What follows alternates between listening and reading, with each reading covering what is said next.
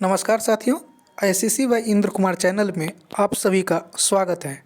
अभी हम क्लास 10वीं के बिहार बोर्ड के स्टूडेंट के लिए साइंस का सीरीज चला रहे हैं, महत्वपूर्ण क्वेश्चन का, वीवीआई क्वेश्चन का। ये अध्याय 4 का साइंस का जो फिजिक्स पार्ट है उसी का चौथा अध्याय का क्वेश्चन है, विद्युत धारा चैप्टर का। तो आप लोग इस वीडियो को देखिएगा 1 से 2 बार। ये सब क्वेश्चन इम्पोर्टेंट है, आप लोग को अगर याद हो जाता है तो याद कर लीजिएगा और नहीं तो 1-2 बार देख लीजिएगा, जिससे आप एग्ज़ाम में अच्छा करें। तो आइए देखते हैं पहला क्वेश्चन। पहला क्वेश्चन कह रहा है एमीटर किसे कहते हैं। पहला क्वेश्चन कह रहा है एमीटर किसे कहते हैं।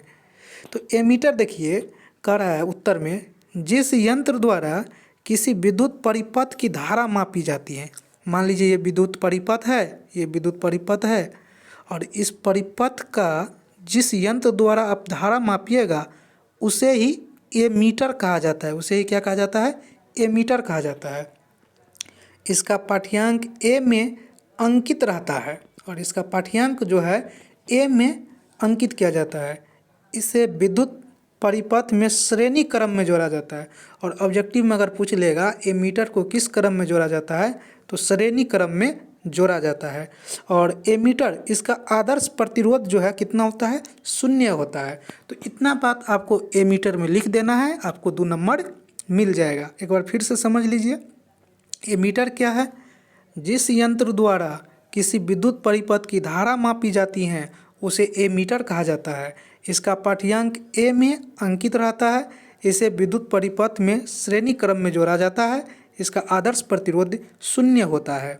ऑब्जेक्टिव में कुछ पॉइंट से क्वेश्चन पूछ सकता है, हम बता देते हैं आपको। क्वेश्चन आपको पूछेगा एमीटर को किस क्रम में जोड़ा जाता है, तो एमीटर को श्रेणी क्रम में जोड़ा जाता है। फिर पूछेगा एमीटर का आदर्श प्रतिरोध कितना होता है, तो इसका आदर्श प्रतिरोध 0 होता है। चलिए बढ़ते हैं क्वेश्चन नंबर 2 पर। दूसरा देखिए, दूसरा कह रहा है वोल्ट मीटर किसे कहते हैं। वोल्ट मीटर से आप क्या समझते हैं? तो आंसर है 2 बिंदुओं के बीच विभवांतर मापने वाले यंत्र को वोल्ट मीटर कहते हैं।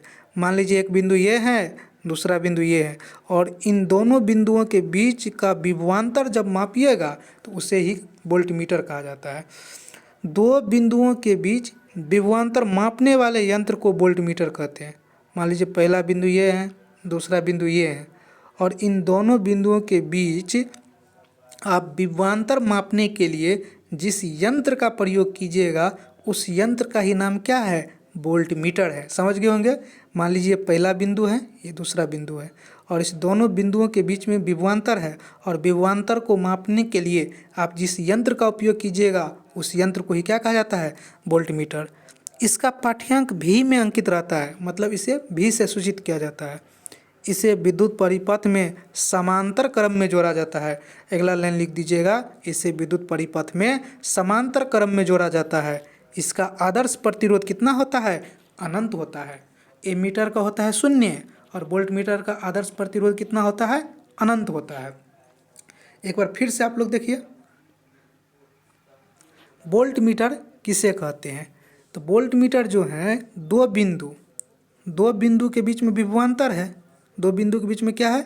विभवांतर। और विभवांतर को मापने के लिए जिस यंत्र का उपयोग किया जाता है उसे ही वोल्ट मीटर कहते हैं। इसे भी से अंकित करते हैं। इसे समांतर क्रम में जोड़ा जाता है और इसका आदर्श प्रतिरोध कितना होता है? अनंत होता है। कुछ ऑब्जेक्टिव क्वेश्चन भी इस टॉपिक से पूछ सकता है।